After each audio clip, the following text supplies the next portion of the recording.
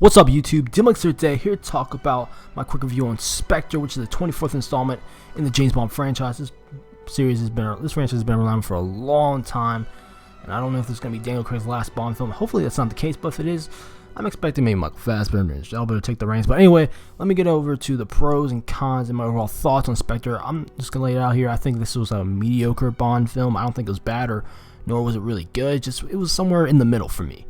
Starting with the pros, they have really good cinematography, and the locations they shot this movie in were fantastic, like Austria, Mexico City, that type of stuff. It was really cool. I really enjoy watching this movie. Really captured the essence of James Bond through the different shots they took for this movie. Good performances throughout, especially with Daniel Craig as Bond, of course, no doubt. And the actor that plays Q, I forget his name. Then you had Christoph Waltz as the main villain, and Monica Bellucci and Lea Seydoux as the Bond girls. They were fantastic as well. I really did enjoy all the performances throughout this movie. And then there was also that fight between Bond versus Mr. Hinks. It was a really good fight. It was in a train, so they're going at it. It's a really good action sequences. I really think that's like one of the standouts in that movie. And then you have Sam Smith's song, which is "Writings on the Wall." So I know some people really don't like, some people really do love it, some people are in the middle about it. I think it's a well put together song, and it goes well with that intro cinematic they have with the song as well. It definitely fits the whole story of Spectre. It's a very personal story between Bond and his antagonist, played by Christoph Waltz. Really personal story, connects all the films together, which is really cool. I like seeing that. But then let's move on to the cons. What I really don't like about this movie, which really makes me feel like this film's a bit mediocre. I feel like there were a lot of forced moments in this movie, especially within the dialogue and some of the action sequences as well. I just feel like, what's going on here? Why is this actually happening? Sometimes I'm scratching my head, are you serious? That actually just happened? But that's just me personally.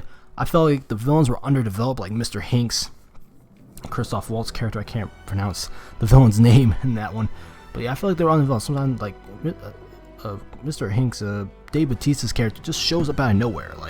Who is this guy? I feel like he hasn't been properly introduced in the movie. I don't know if that was cut out somewhere within the editing room or something.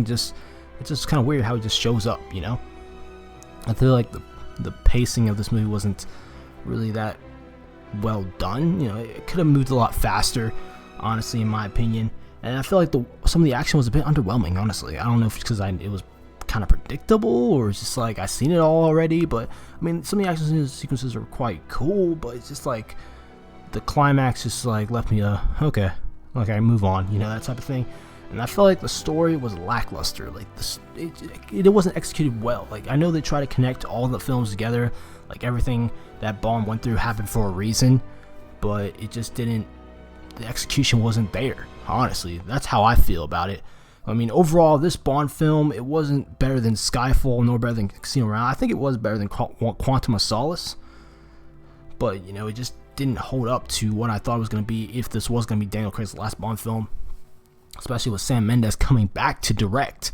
So I don't know if it was something wrong with the script, or I think it had to do something with the script. Maybe the big budget made people cut out certain things. I don't know. It was so weird. But let me just get in the comments down below about Spectre, because honestly, I was really underwhelmed with Spectre. It's probably going to go down to one of my most disappointed movies of 2015. So hopefully they can step it up next time in a future Bond film if Daniel Craig's going to come back, or if they try to reboot it with a different actor. We'll have to wait and see. But let me just in the comment section down below about Spectre, and subscribe more content to me on James Bond films and other films in general. I'm DMLX. I'll see you in the future.